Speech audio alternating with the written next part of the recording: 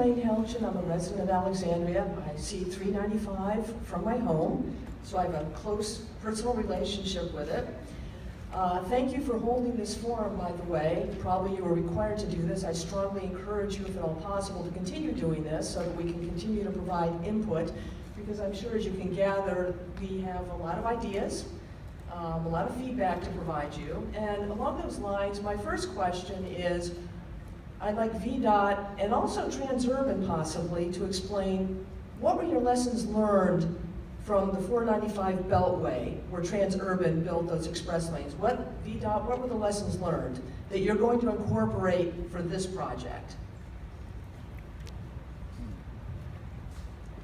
Well, I would say one thing that you're seeing with this project is that we are looking at this, having this transit payment. You know, somebody asked about that, and really focusing on making this a multimodal project.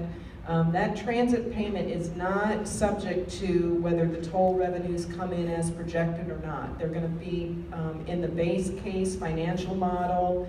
They're committed numbers, and so that will be kind of off the top, so to speak, if the toll revenues don't come in. I would say that's certainly one main feature that we've seen. We do have a whole list of lessons learned based on construction, negotiating, all of that, and we'll bring all of those to bear as we move through this process. Okay. So then specifically, customer service. Any lessons learned when it comes to customer service? I think we already had an example about 10 minutes ago when someone expressed his concerns, about the Easy Pass and all this and that, and a problem with the company. Where does VDOT come into this when it comes to the customer service provided by Transurban? So we do look at reporting from Transurban, but they are front and center, responsible to provide customer service out there. That's how the contract is written. Carl, I don't know if you want to respond to that. Well, I think I would just say we strive to provide the best customer service we can. We know that there are sometimes unique situations, but I would always encourage anyone to start with our customer service. We often run interference with Easy Pass. This gentleman had a different experience apparently, but we work very closely with VDOT. It is a bit of a challenge because Easy Pass is an entity that works across many states and processes transactions for many different providers.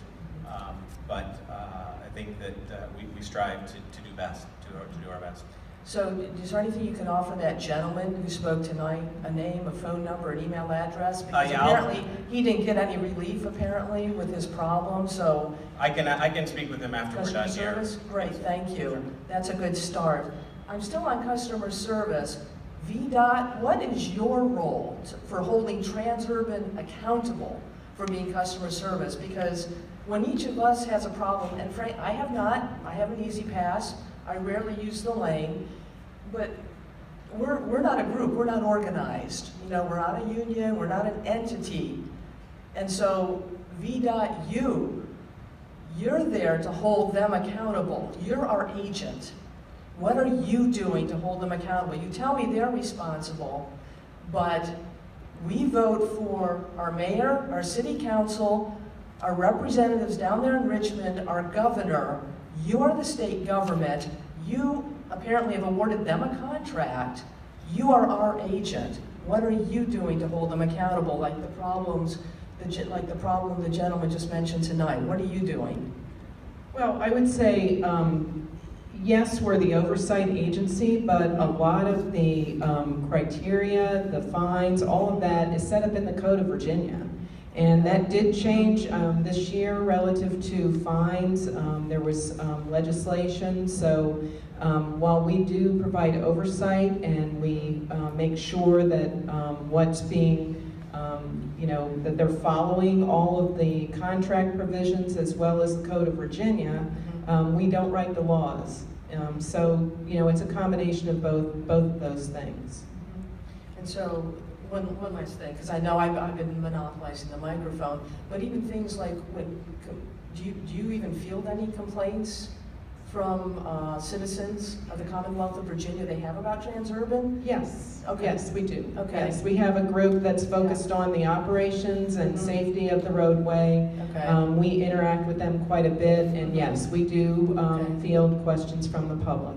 Okay, and so that, I didn't realize the contract was available online, so I'll have to go take a look at that, but I just wondered if that's part of, when he mentioned lessons learned, kind of bring this to full circle, that if you start hearing from a fair number of people, and again, I'll use that gentleman as an example, with the problem with the Easy Pass, different company from Transurban, do you start taking note of that? Do you have conversations with Transurban, or is it like, well, you know, okay? No, Transurban's absolutely, problem. Okay. absolutely.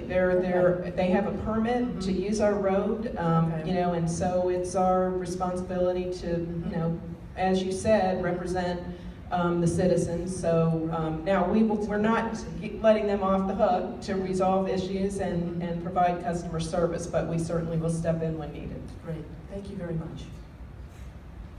Okay.